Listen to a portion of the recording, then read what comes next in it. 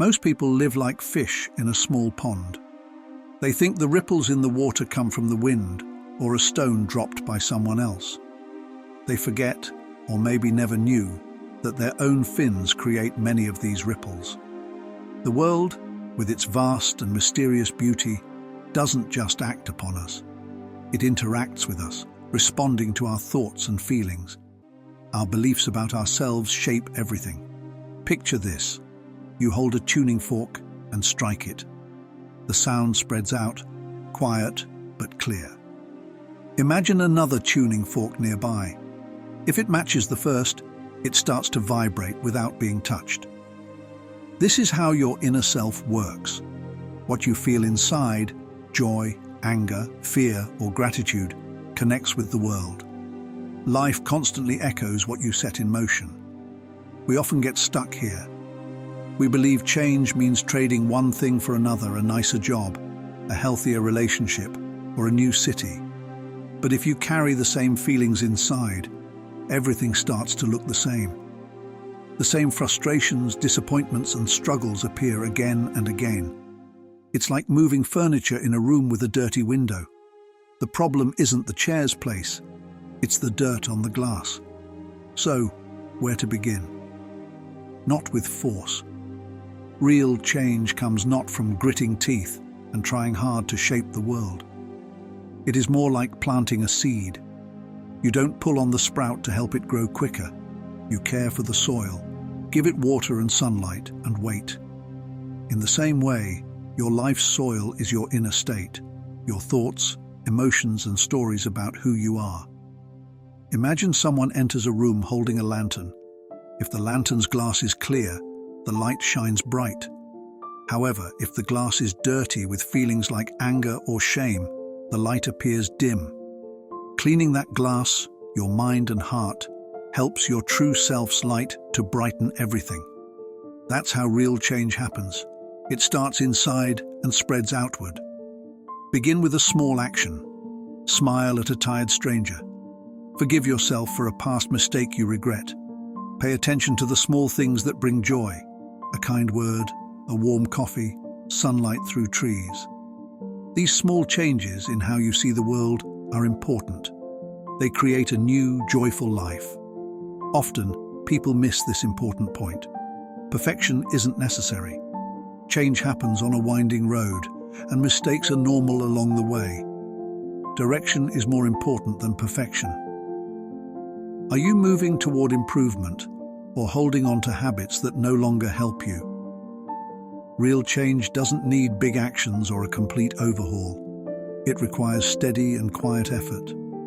It's not about loudly declaring the "I'm different now." It's about softly reminding yourself each day, "I am becoming." Breathe deeply, reflect inward. What message are you sending out? The universe is always paying attention, always. When you change your message, the world around may start to move to your new beat. The question is it possible to love the song because it doesn't last forever? If everything changes, must there not be a backdrop, a canvas, an unchanging stage on which life's dance happens?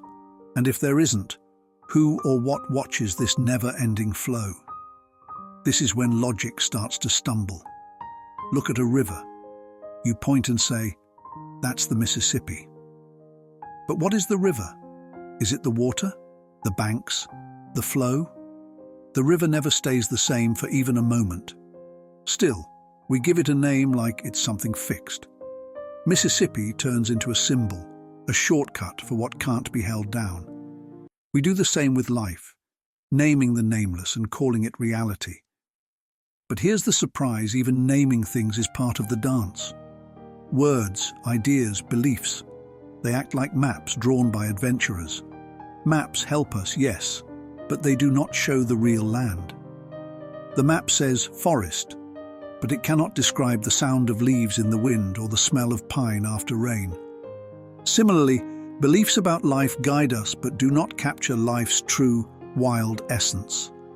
When we say nothing lasts, we often feel sad, as if life's shortness takes away its meaning. But maybe it's the opposite. Maybe impermanence gives life meaning. Picture a sunset that never ends. Its beauty is in its briefness.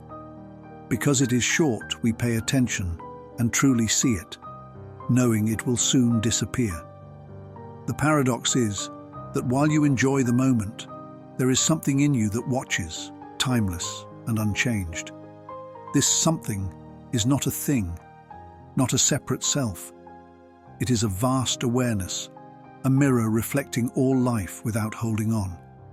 It's the stillness in movement, the silence in music. Imagine a potter at the potter's wheel, modeling something into a bowl out of clay. The bowl is sculpted, and we admire its form and its usefulness. But what makes the bowl valuable? Is it not the emptiness inside? Without that empty space, the bowl could hold nothing. Life is like that bowl. Its shape is aesthetically satisfying, but its soul resides in space, in the unshaped, the indescribable, the infinite.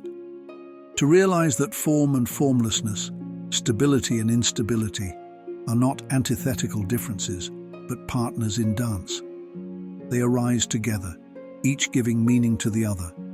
To hold on to one and shun the other is to miss the tango altogether. But to embrace both, to see the unity in the duality, is to find freedom. And so, the question is it life, with all its contradictions, not a puzzle to be solved, but a mystery to be lived? When you let go of trying to hold the sand, you find that the beach is already yours. At last, doctrines, beliefs, and even propositions are like leaves in a stream. Let them float by.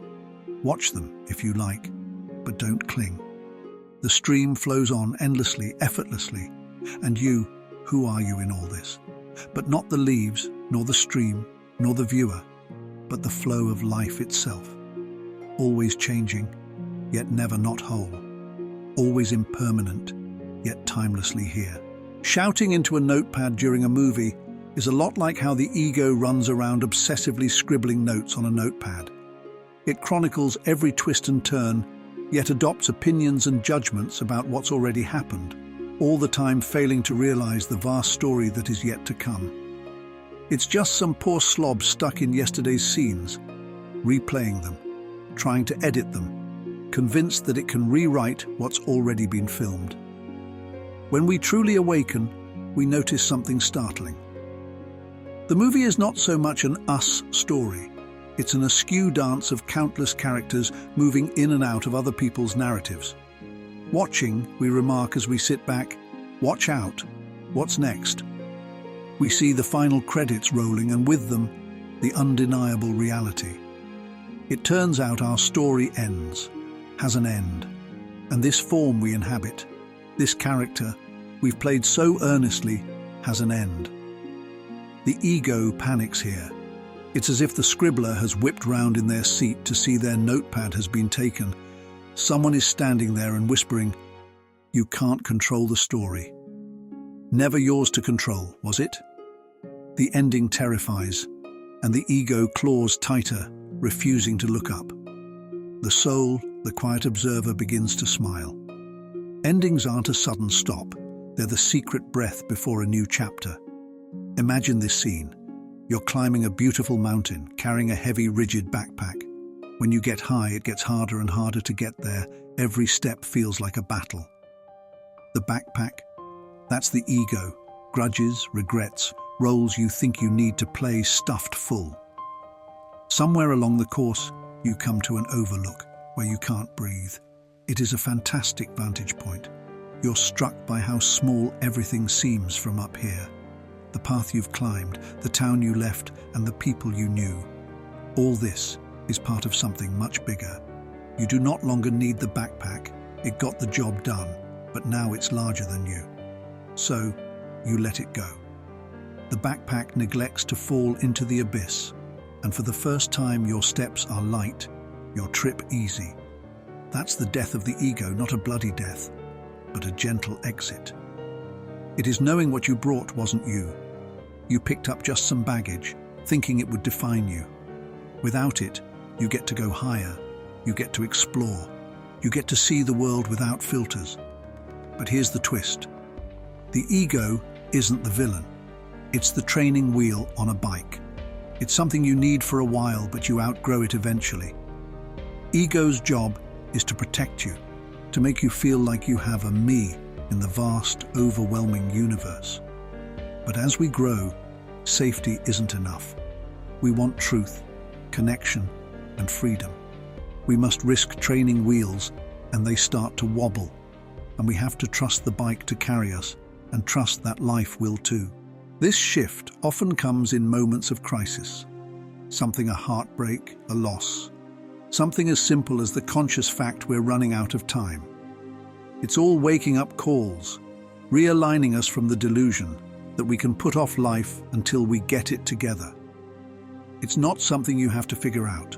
Life isn't something you tackle. It's something you move to. The dance floor is always here, always now. Think of a candle burning. Wax melts, the flame flickers, it goes out. The ego clings to the wax, lamenting its loss, but the soul sees the flame for what it is, being part of something greater, not energy transforming, moving on.